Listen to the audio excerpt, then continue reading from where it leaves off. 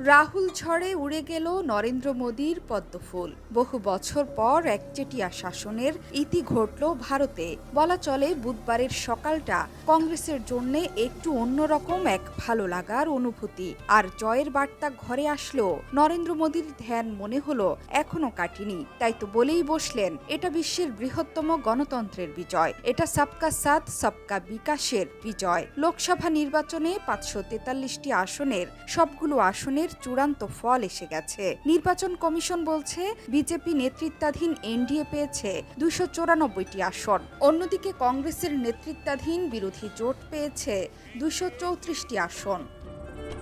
লাগাতার এবার বিজেপি সবচেয়ে বেশি আসন পেলেও সরকার গঠনের জন্য প্রয়োজনীয় আসন পায়নি। সেক্ষেত্রে এনডিএ জোট শরিকদের উপর নির্ভর করতে হবে বিজেপিকে। বিজেপি তার জোট সঙ্গীদের নিয়ে সরকার গঠন করতে পারবে, তবে জোট সঙ্গীদের মধ্যে বেশি আসন পাওয়া দলগুলো বিরোধী শিবিরে গেলে চিত্র বদলে যেতে পারে জানিয়ে শুরু হয়ে গেছে জল্পনা কল্পনাও।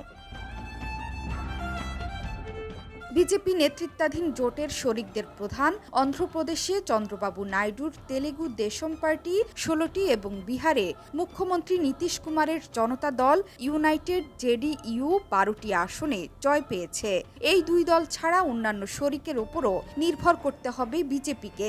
এদের মধ্যে রয়েছে মহারাষ্ট্রের শিবসেনার সিন্ধে গোষ্ঠী, বিহারের লোক জনশক্তি পার্টি এবং উত্তরপ্রদেশের রাষ্ট্রীয় লোকদল। অর্থাৎ বিজেপির সামনের পথটা মসৃণ নয়। এই সুযোগটাই এখন কাজে লাগাচ্ছেন কংগ্রেস নেতা রাহুল গান্ধী।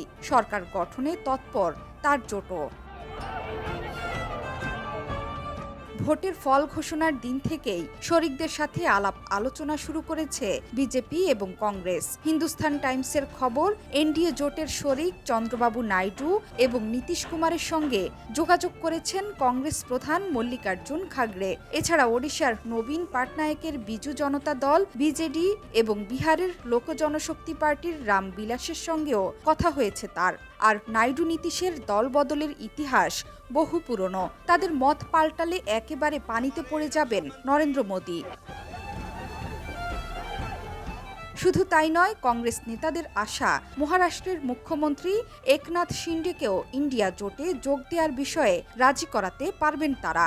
শিবসেনার আরেক অংশের নেতা উদ্ধব ঠাকরের সঙ্গেও তাদের কথা হয়েছে। বিজেডির নবীন পাটনায়ক বিজেপি বা কংগ্রেস দুই দলের থেকেই সমান দূরত্ব বজায় রেখেছিল।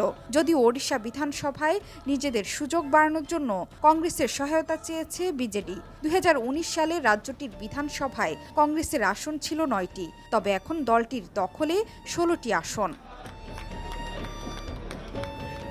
আজই শরিকদের মধ্যে নিয়ে শুরু হবে দর কষাকষি। কে কার দলে ভিড়বেন, কিংবা কে প্রধানমন্ত্রী হবেন, কোন দল সরকার গঠন করবে, সবকিছুই নিজেদের মধ্যে আলোচনা করে ঠিক করে নেবে দলগুলো। যদিও এবারের নির্বাচনই নির্ধারণ করে দিল মোদীর ভবিষ্যৎ হালখাতা।